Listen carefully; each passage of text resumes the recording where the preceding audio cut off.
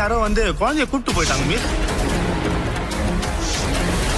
இல்ல ப்ரமோ பார்த்தீங்கன்னா, நம்ம காவேரியை கூப்பிட்டு பிரின்சிபல் எல்லா குழந்தைங்களையும் நீங்கள் எப்படி ட்ரீட் பண்ணுறீங்களோ அதே மாதிரி தான் காவேரிங்கிற குழந்தைகிட்டையும் நீங்கள் நடந்துக்கணும்னு காவேரிக்கு வார்னிங் கொடுக்குறாங்க. பிரின்சிபல் சொன்னனால நம்ம காவேரி அம்முகிட்டேருந்து ரொம்பவே விலகுறாங்க. அம்மு காவேரி கூட உட்காந்து சாப்பிட வரும்போது, நீ உன் பிளேஸில் உட்காந்து சாப்பிடு அப்படின்னா அம்முவை ரொம்பவே அவாய்ட் பண்ணுறாங்க.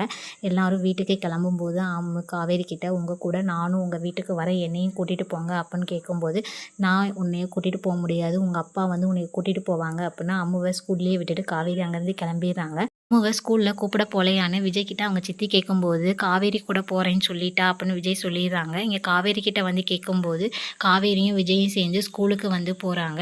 அம்முங்கிற குழந்தைய வந்து கூப்பிட டைம் ஆயிடுச்சு, இவங்க குழந்தை எங்கே அப்படின்னு வாட்ச்மேன்ட்ட கேட்குறாங்க.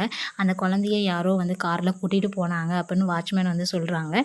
காவேரியும் விஜயும் சேர்ந்து அந்த குழந்தைய வந்து தேடுறாங்க. யார் வந்து கூட்டிகிட்டு போனாங்க அப்படின்னு அடுத்த ஒரு எபிசோட நம்ம ஃபுல்லாக பார்த்து தெரிஞ்சுக்கலாம்.